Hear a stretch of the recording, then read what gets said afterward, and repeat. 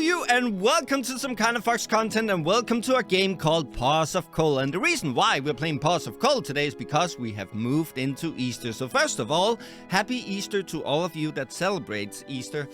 Now, I'll be the first to admit, I don't know what bunnies have to do with Easter, but they do somehow, so here we are. So I wanted to play a bunny-related game for today. Now, the problem with that is that we just had the Year of the Rabbit, and my girlfriend is bunny-themed. So when it comes to finding games with bunnies, I have sort of outplayed most of them already. So I had to scramble a little bit, but we came across Paws of Coal, and that looks really interesting, and it brings up an interesting conundrum here. That is, what would happen with Easter if the Easter bunnies grow sick? That's what we're gonna find out today in Paws of Coal. So without further ado, let's head into the Dunes and play Paws of Coal.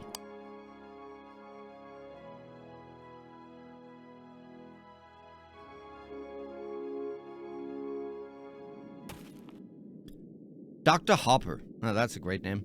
I'm at my wit's end, Charles, old boy. Doc's tired voice is swallowed by the earthen floor, the padded examination table, the body laying atop of it. The body announces itself with a raggedy breath, shallow and high up in the chest. The smell of iodine is thick here. It reminds you of...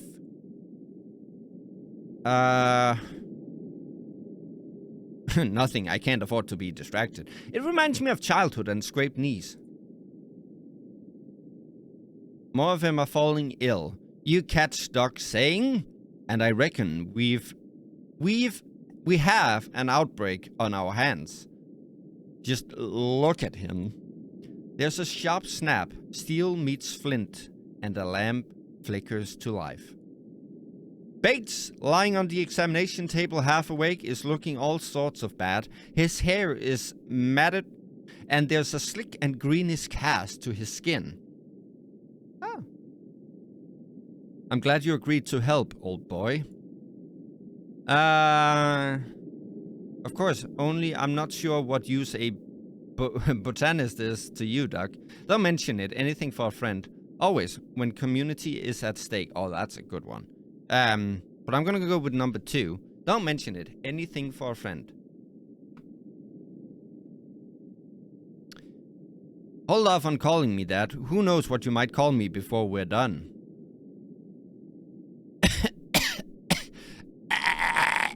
Bates inhales with the sound of a wooden ball scooping gravel. I had no idea Bates was sick. I just saw him yesterday morning. I'd heard something about the miners. Oh, I thought these were... Okay. I heard something about the miners catching a strange bug. What's going on, Doc?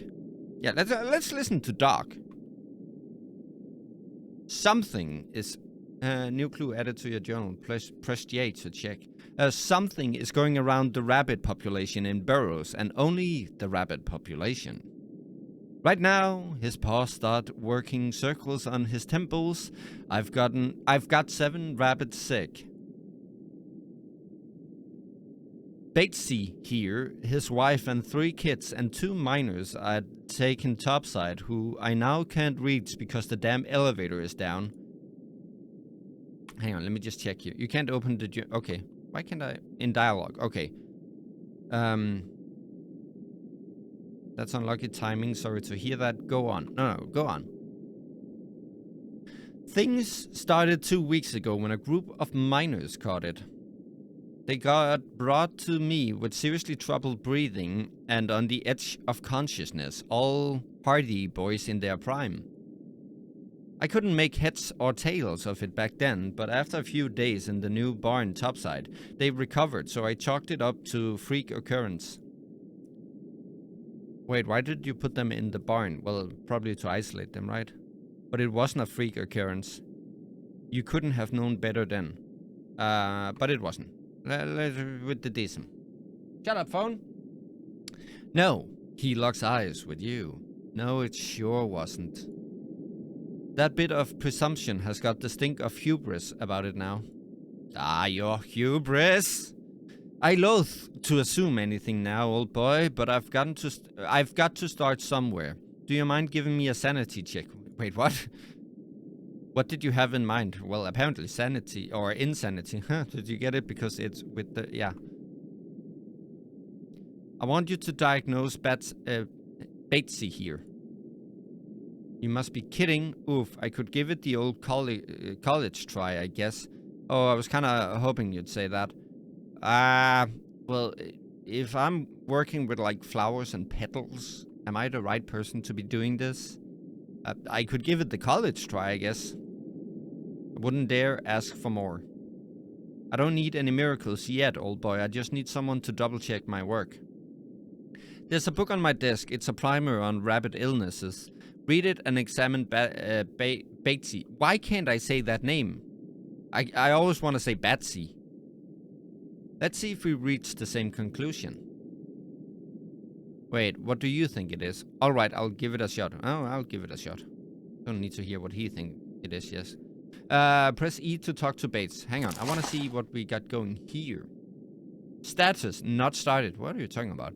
On Bates' illness, a case study in rapid diagnostics. All books, testimonials, evidence. Can I check something? Can I flip the pages of the book? Oh, here. No, wait, what? Oh, I have to click that. Okay, books. We ain't got nothing there. Testimonials. Testimony of Dr. Hopper. Evidence. Ain't got any evidence.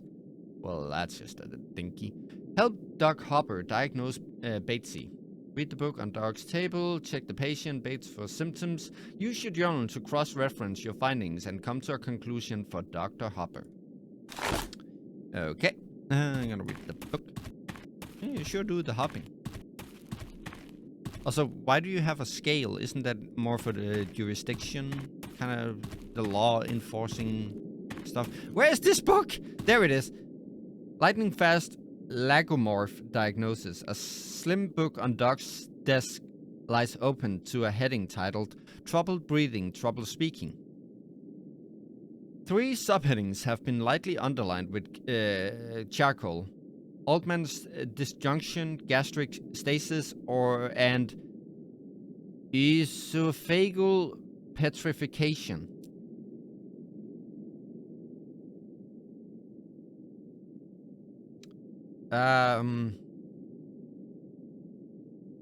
Read the introduction first. The intro is in verse and also very terse. What does terse mean? I've never heard that word. If your patient cannot speak, you won't know what's wrong. And if they cannot breathe, they've not got long. Oh, well, that's one way to say it. Read the 3 underlining. As the chapter title suggests, all 3 conditions cause difficulty in breathing and speaking, but they can be distinguished by other features. Okay, Altman, should I get a freaking pen and paper for this? It's a condition of the nerves that causes the fine musculature of the upper body to fall out of sync with itself. The mouth doesn't know what the vocal cords are doing. The vocal cords don't know what the lungs are up to. Ditto with the patient's left and right eyes.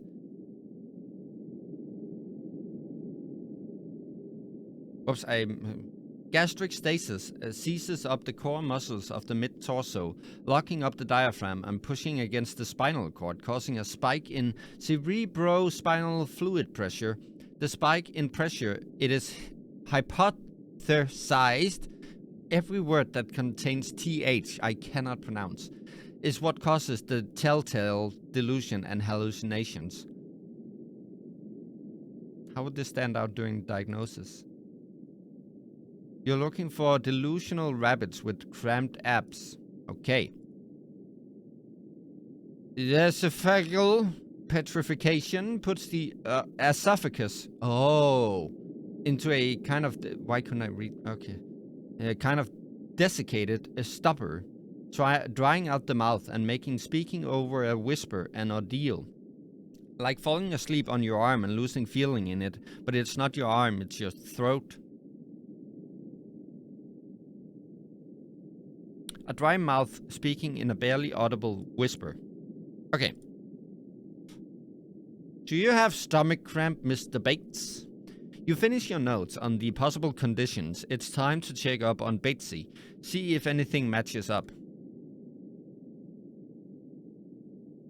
Should I check something else in the book? Hey, Doc, did you underline these for me? I narrowed the possible conditions down a tad. Yes, hope you don't mind.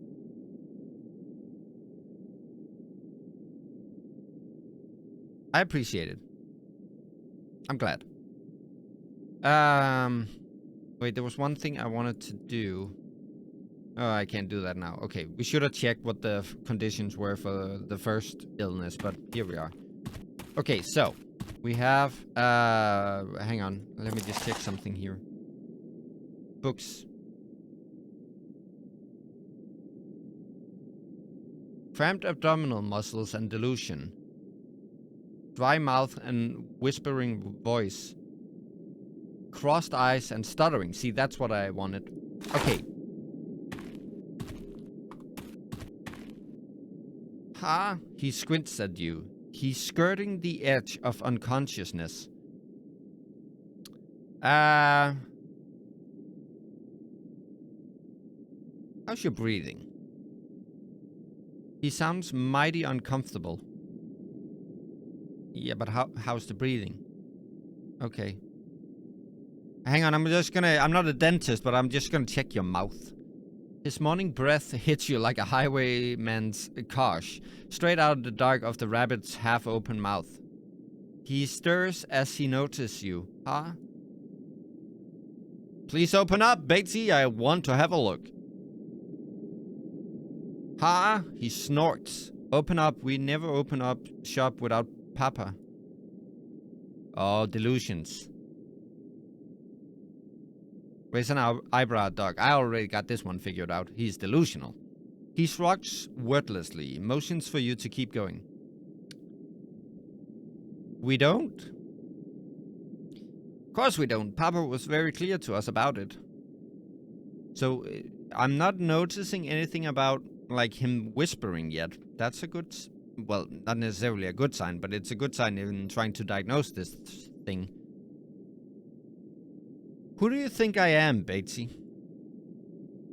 You're my younger brother, and you'll do as I say. There we go. Diagnosis. He's delusional. He's gone droopy. Doc, has he been like this the whole time? No, it was worse. He thought I was King Leopold. I see. Imagine that me as the Tyrant King, he snickers, shaking his head. He's not snaking it. Anyway, just tell him to say, ah. It usually works for me. Say, ah. He blinks a couple of times, but then opens his mouth wide. Ah. The inside of... the inside of mouth is a healthy red color and moist. No cavities either. Okay, so he doesn't have a dry mouth. You can shut your mouth now, Batesy. He obliges. What was the freaking... why... Okay, game, it should be possible for me to check the book while examining the patient. What was the one with the delusion thing? See, why can I check this? Is your stomach going all funky wonky? You prod his stomach with the heel of your palm. It feels rigid. Bates offers no reaction. Yeah, so there's nothing with the stomach. Examine his eyes. They're caked with Remy gunk and bloodshot, but he meets your gaze. Yeah, so his eyes aren't crossed. I should have checked for left and right. Okay, hang on. Let me just... Charles, move left to right. Check if follows you. His eyes follow you steadily, but he's begun to frown. What? Sorry, Betsy. I'm just checking something. Knock yourself out. It looks like his eyes work fine. You prod his wrist until you feel the pulse underneath. You start counting, keeping an eye on your timepiece. His heart rate is a spot under 300 beats per minute. Isn't that really... I don't know what it's supposed to be for a bunny. Oh, there we go. 150 to 300 at rest. Okay, well then it's good. Phew! He got me worried there for a second. I thought he was a goner. His heart's fine. It's the rest that's worrying. Okay, leaving alone for now. Click it. This. Look. Dry mouth and whispering voice. He didn't have that. The symptoms of Altman's disjunction are crossed eyes and stuttering. He didn't have that. The symptoms of gastric stasis are cramped abdominals. His stomach felt a little rigid. I don't know if it's supposed to be that. And delusion. That's the big one. Click. Can I not check this off? Start report. Click. Click. I just, as a guy who works as a gardener, I just made that diagnosis based on one check. So, submit. I did it. I have now won the game. Talk to me, old boy. I think I know what's wrong with Bates. Great, let's hear it. You hand Doc your notes. He holds it parallel to the floor at navel height, chin resting in the palm of his hands, eyes pointing straight down. He grumbles. That's it, old boy. Well done, he exhales, visibly relieved, handing back your notes. That was my thinking exactly. His hallucinations and the cramping in his midsection points to the culprit. Gastric stasis. So what does this mean for us? Gastric stasis is not great. It's got a lot of possible etiologies, whatever that is, and no etiology-independent cures. Dr. Hopper. In other words, he pinches the bridge of his nose. A lot of things can cause it, some of which we might not even know about, and I can't cure it unless I know what's caused it. So that's probably what we're gonna do in the game. We're gonna figure out what caused this. I think this is where you'll come in, old boy. But what will you be doing in the meantime? No, that's not important. Why don't we deduce through experimentation which treatments are effective? What would you like me to do? Wait, you want me to find out what's causing the outbreak? That's right. Why don't we deduce through experimentation? Wait, that actually sounds bad. I'm not gonna be experimenting on the people, or the bunnies. What would you like me to do?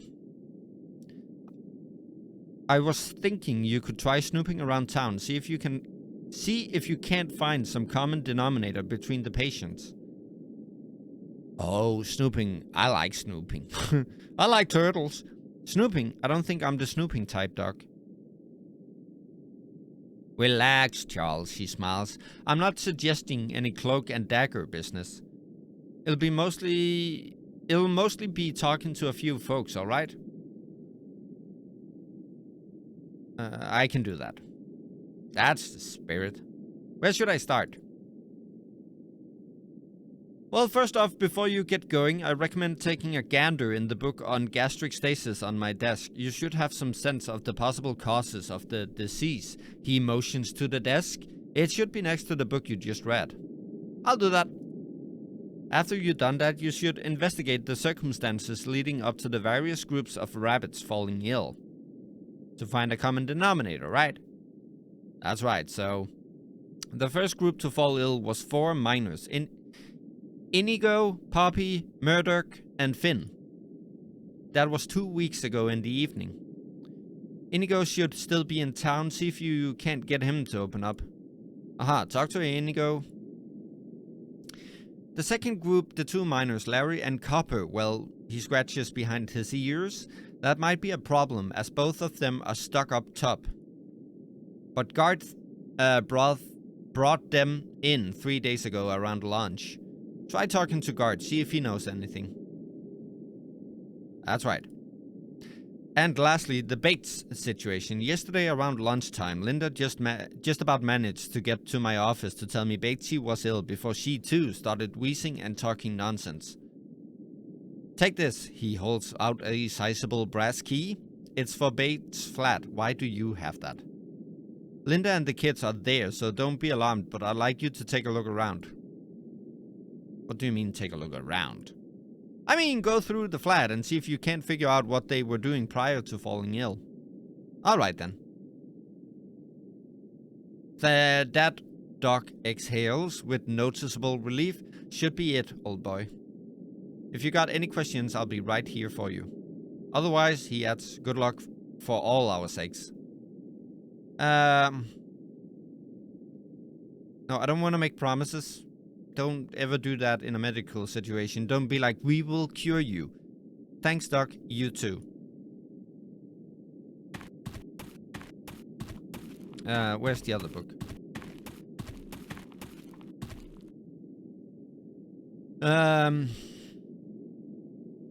Is this the one you wanted me to check? Ah, he stirs. Yes, old boy, that's the one. Okay, gastric stasis. What are we dealing with here? You flip through the book to the relevant chapter. Gastric stasis, a known unknown. Why a known unknown? The chapter starts. Both the biological mechanism and the underlying etiology of gastric stasis have evaded all theoretical explanation, as is often the case with ailments affecting a single species, especially one of the commoner estate. There is little incentive for scientists to devote their time to crafting a coherent theory. What we are left with is praxis, rules of thumb, and our own moxie. In other words, we know nothing. The section on causes is a thicket of qualifiers, a veritable hedge maze. Everything seems or appears or looks. There is not an unmodified instance of the verb to be on the whole page. You read. Here's what you manage to parse. First, gastric stasis is often found in rabbits who've recently eaten a high-starch, low-fiber diet. This was first noticed with potatoes. Second, exposure to various known poisons often precedes episodes of gastric stasis. Everything from quicksilver through almond bitter to ricin. And finally, there is no reason to believe that gastric stasis is infectious. You finished the okay, wait. If it's not infectious, yet everyone is falling ill with it, it has to be something that everyone is exposed to, right? You finish the chapter learning nothing more. Okay, close the book. We have nothing more to learn here.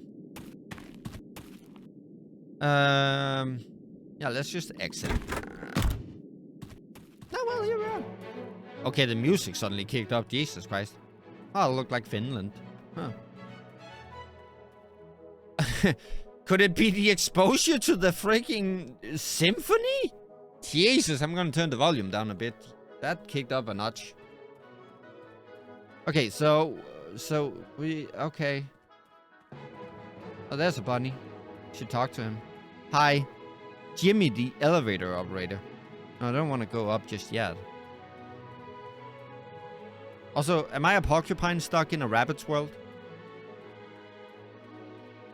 One could say we are gonna go down the rabbit hole with this disease to get it because it's yeah. Mess hall door. Okay. The door to the so-called mesh, a shared space leading often to more flats. It's empty, judging by the silence. Yeah, can I go in? No? Okay. I mean, it's a place everyone was going, so maybe it would seem... How do I... Hello? Oh. So maybe it would seem like a good idea to actually check that place out. Wait, I am facing through the floor. Doc, I think I'm a ghost. Bates' workshop door. This is the door to Bates' study, workshop and office. Bates is hardly ever here, though, and prefers to spend his time in the boiler room instead. Oh, here we go. Oh, you're a mole. Huh. Now, ain't that just funky? Jeffrey. Hi, Jeffrey.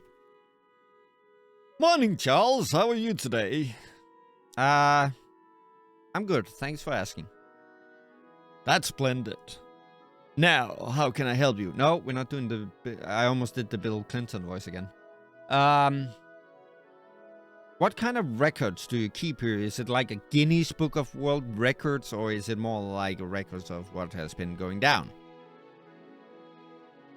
I keep copies of everything, single receipt in my ledger. Who, when, what, the whole shebang. Now, you might not think it to see me, he smiles, but I run a pretty tight ship. I never doubted it. Oh, stop it, you. Would you mind if I had a look at it? He's smiling, but you're seeing a bit too many of his tiny teeth. Oh, I'm sorry, Charles, dear, but I'm not exactly allowed to show it to you. It's that dreadful company policy. Not even for a bit. I'm helping Doc find a cure for the outbreak. That is an honorable reason, but I still can't let you. If you really need to see the ledger, it might be worth asking Orville. Not that I'd dare. He chuckles nervously. Any gossip, then? Supposedly, down in Scurries, he snickers, they got a ghost problem. Oh, see, I told you! The ghosts are a problem here. That's why I went through the floor. A ghost problem? A ghost? Who are we gonna call? The Ghostbusters? A ghost problem. He's savoring the phrase, his mouth stretching into a grin. He talks... Dead talk is some midnight specter has been flying around town, spooking old ladies and stealing cursed jewelry. Can you believe it? Wait, do you mean... What do you mean, cursed jewelry? Wait, I'm already curing a rapid global outbreak. Am I now gonna also be on the hunt for paranormal? Come on, Charles, just use your imagination. It's clearly jewelry with blasphemous histories. You know, rejected engagement rings, grave robbed bracelets, necklaces made out of teeth. Well, stranger things have happened. I faced through the floor just now. Right, that's what I've been telling everyone, but they wouldn't buy it. I'm glad you're on board. Okay, see you later. Well, that didn't really help. See, here there's a hole in the floor, but over here there's not. That's weird. Huh. Can I go down this? There we go. Okay, so I could check nothing over here. Well, that's... Okay. Huh. Can I go down? It looks to be something down here. Oh, there we go. Do-do-do-do-do-do. What do we have here? Maybe it's the water supply. The well, a delicate plinkling echoes up the well, slow and steady. A stalactite drips into the water somewhere down the dark. I found the culprit!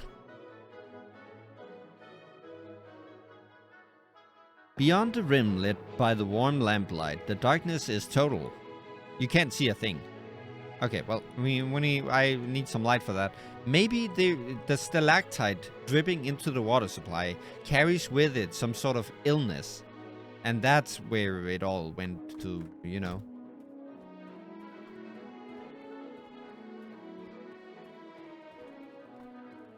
A massive anvil and a massive hammer to match. It must have taken a dozen rabbits to move it into place. It's hard to imagine a rabbit swinging the hammer. I don't go underestimating rabbits here. A brazier has been left unattended, but it's still glowing hot enough to singe hair. Coal really keeps a fine heat. Oh. Hang on, I'll talk to him in a minute. I'm just checking here. Oh, wait, I can go out this door. There's a secret door. Aha. Looking at the hay piled in the corner of the forge, it occurs to you that someone has been sleeping here. But who? Okay, we are not the brightest, but may I guess this person right here. Guard. An old miner sits on his haunches, warming himself by the fire. He tips his chin up in greeting as you approach. Morning, guard. Yeah, morning. Out early, Charles, eh? Something I can do for you.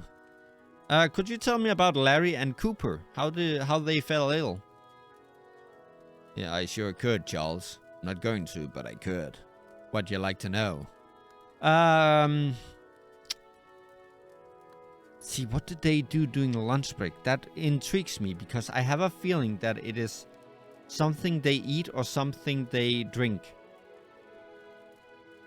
What were they doing down in the mines the day they got sick? A day like any other, Charles. Charles. Except, oh, I guess we were on pumping duty. The three of us. Exposure to the water source.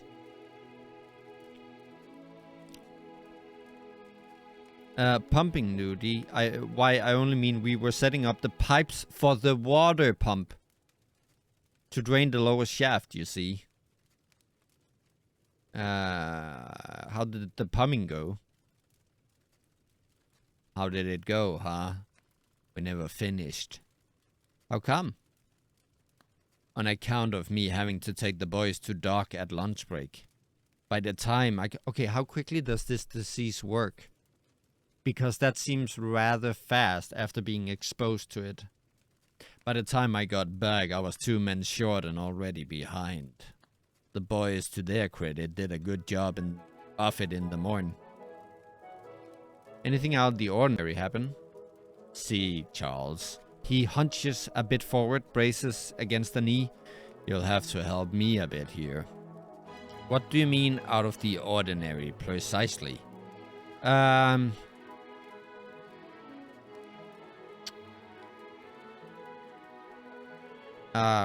do we say here? Also, what are these symbols over here? You can't see because I'm not recording my cursor, but the gold coin and the silver rabbit. Did anything go wrong or pear-shaped? Did anything unexpected happen? Did something mysterious happen? Unexpected. Oof, Charles. I tried to steer clear of unexpected. Down there ain't such a thing as a pleasant surprise. Though, come to think of it, the boys, Larry and Cooper, had just started using the new carbide lamps. Carbide lamps, something about that term strikes you as familiar. A vague memory of a steep auditorium, oak-paneled and chalky, something from your student days at the academy. I guess that was out of the ordinary, the boys wearing the lamps, I mean.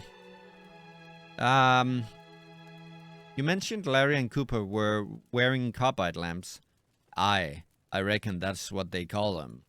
The depot started supplying these new lamps, saying they were less likely to go out.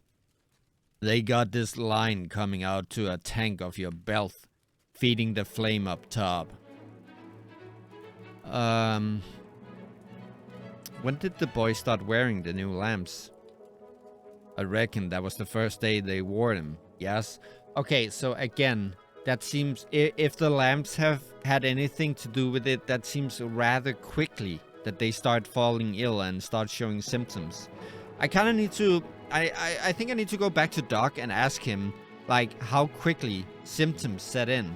Well, we couldn't know because we don't know when they were exposed, because we don't know what exactly they were exposed to.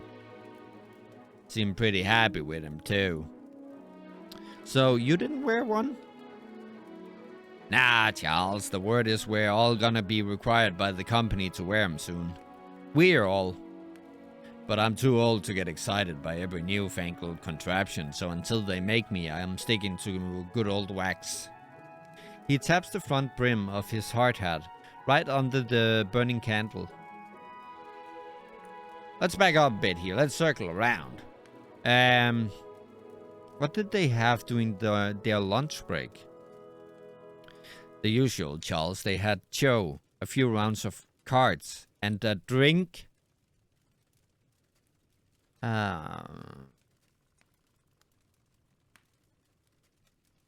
What did you drink? A jigger of whiskey for me. A glass of wine for the boys. Not a lot, mind you. The boys know their limit. Just to harden their spirit is all. What kind of wine did the boys drink? Red. Is there anything that determines whether or not it kills bacteria? Not the brand. I think vintage, because it tells me something about how long it had been stored. That wine stuff is monkey talk to me. Oh well, then. Oh. Do you know where they got it? I don't, but I can do you one better. I remember the name. Cochonnage Noir, he says in a perfect Drifts accent. Like something out of long lost golden age, an age before irony. Good to know. The name stuck out to me. I think it's the first drift wine we've had in Burroughs. Jeffrey's sure stepping up. What did they eat? Copper put a pot going in the morning, so they had a stew ready. Smelled real nice, got me slavering, but I can't eat cooked anything midday. Puts me out like a light. Okay, so he was neither exposed to the wine nor what they had to eat. What was in the stew? Carrots, white rice, and scurry and lettuce, he says without hesitation. How do you know? He just taps knowingly the side of his nose. What did you eat? Carrots, fresh. Never go anywhere without them.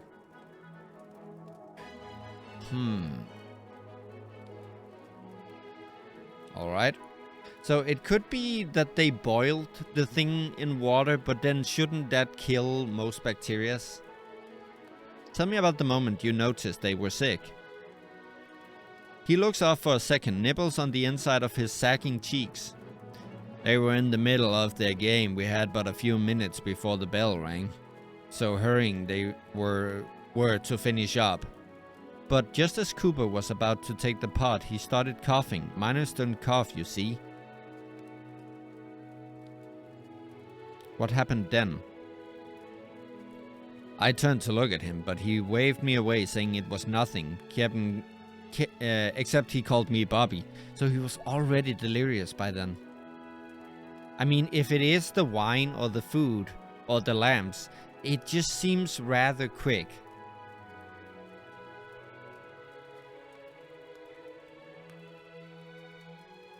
Not your name? No, sure it ain't. He was mistaking me for his baby brother. That was the same thing the other one did. They also thought that I was the baby brother. He went pale as the moon and started keeling over. Larry and I jumped up to help him, but as soon as we grabbed him, I saw the whites of Larry's eyes go up. He was going weak and limp too. So I grabbed the both of them under the armpit while they could still walk and marched them over to Doc's.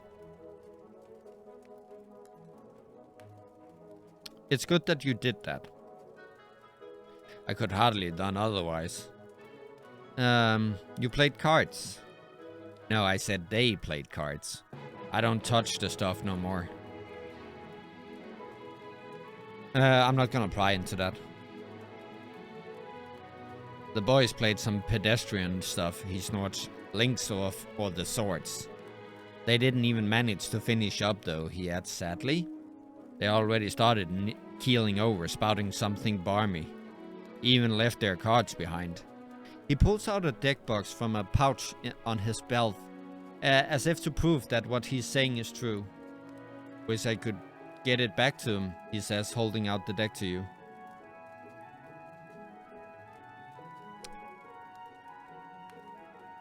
Look at his hands. His paws are calloused, and the hair around his nails is grey bristly, but you don't see any ink stains, orange or otherwise. As I said, I didn't play with him, but your thinking is right, Charles. The cards did stain their paws as well as any ink. Oh. Deck of cased cards. A box of bleached cardstock emblazoned in orange with a drawing of 7-pointed leaf. A golden leaf, the primary currency of the kingdom, crown in the heavily guarded conservatories of the arboreal treasury in Pride. That was a sentence. The orange ink is smudged. I mean, I should... well, it only affects rabbits, so I guess I'm good. It feels stickier than it should, but it doesn't leave a mark. It is a standard cast deck with 5 suits of differing sizes corresponding to the 5 houses of the Ark. The top card is a commoner, the Hedgehog. Hey, don't you dare call me a commoner here. It looks distressingly like your father, in the same pointy profile as the palace portrait of him.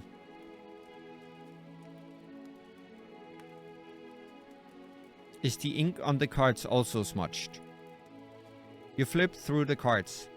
The bottom 4 suits are not orange at all, but rather black for vermin, green for commoners, blue for stewards, and red for nobles.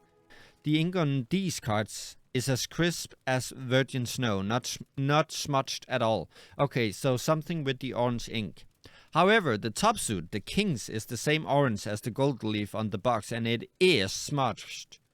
You're looking at the portrait of the king himself, his stately visage, streaked and cloudy. Okay. I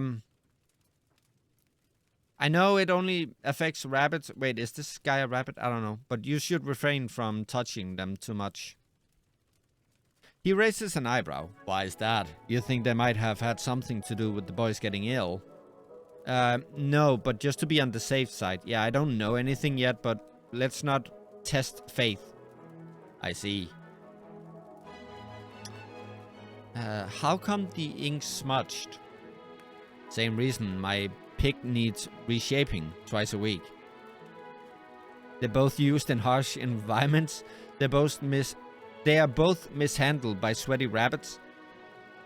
They're both made by the lowest bidder. It's either the environment or the lowest bidder. Ha! He beams proudly. You're getting the hang of it now. They're both made by the lowest bidder, he concludes. Let's back up.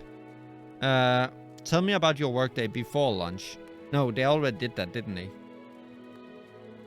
I can't remember. It was a day like any other, Charlie. We were on pumping duty, Larry Cooper and I.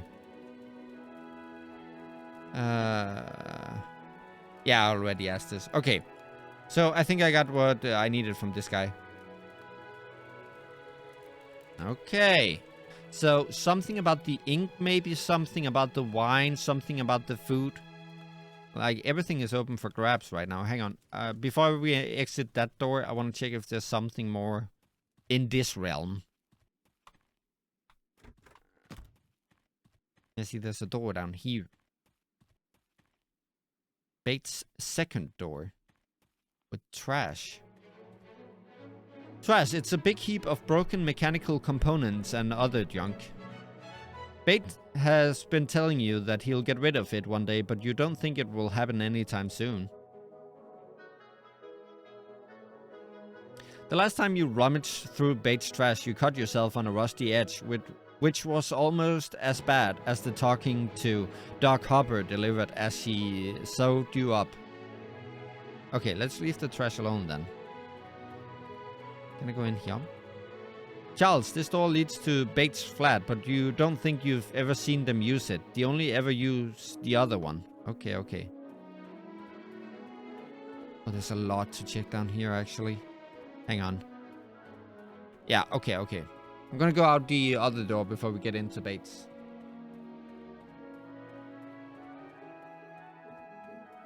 But this is actually an interesting concept for a game. Wait, wait. Oh, here we are. Let me go out the back door. This one. What do we have here? Probably the electronics for the... Oh, there's a lot of angry bunnies up there. Probably the electronics for the elevator. Hi, who are you? You look like someone who eats bunnies, I'm not gonna lie. Quinch. Are gonna be quintessential for my progress here. What about the Dabrovitz? The lizard is lost in contemplation. He looks quite busy. Best leave him alone. Okay, well. Huh. Okay. Oh. Look at the angry bunnies up there with the... They got tomatoes! And then this one, he's sad. Okay, wait. All of these bunnies looks to be okay. Notice the lamp. They are still wearing the wax lamp. Could be a clue. Could be a clue. Okay, we're not gonna go up there yet and deal with all of that. But I am getting quite close to the end of the episode, so maybe let's check bait store and then we will leave the episode there. Oh, I need to go outside the door. Sorry.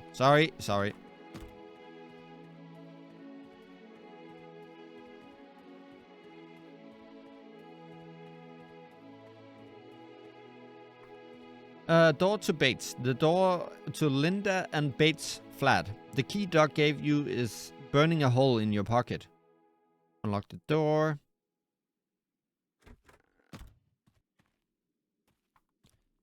Charles, a reading person's bookshelf. The spines are worn, smooth and shiny.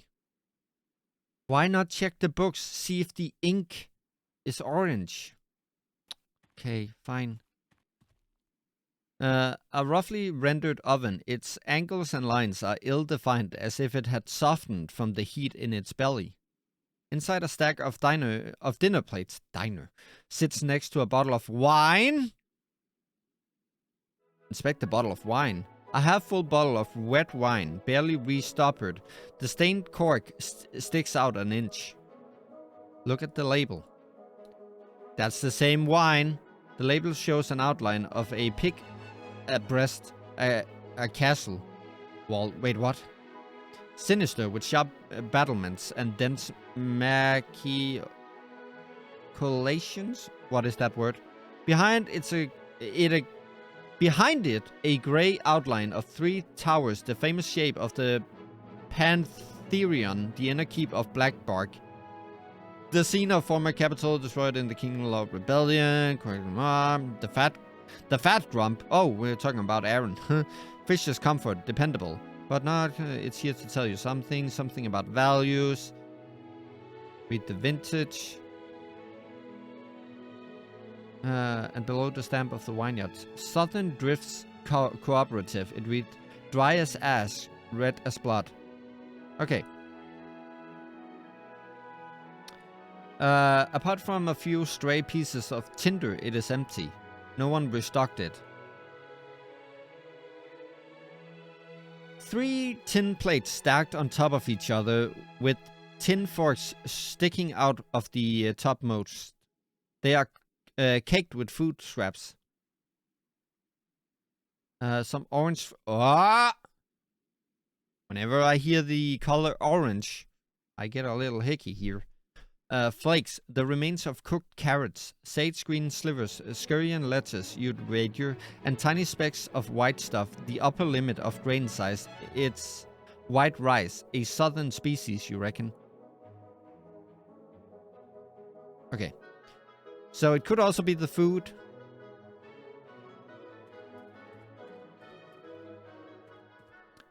A knife-marked, wine-stained, dinged-up dining table, reliable, is the word that comes to mind. On it, a tin plate, a well-worn jug, and a candle softly sizzling. I am most on the board with the wine right now, but it could also be the food. A tin jug, shiny at the handle, probably polished smooth from years of handling. Inside the jug there is water, it taking up about half the volume of the jug. Half full. Either way, it's room temperature. You can't tell how long has passed since it was last refilled. The plate probably has the food scraps. Yeah. Coagulated oil streaks the bottom. It's licked the plate clean, not clean, but there's something under it. It's the same as the 3 plates left in the oven. Under the plate, there's a folded piece of paper. A note from Bates. It's a note written in a thick, blocky hand. Sorry, darling, I'm going to be missing lunch today. Ooh, we've got to get the engine moving. I'll lunch on with Quinch. Love, B.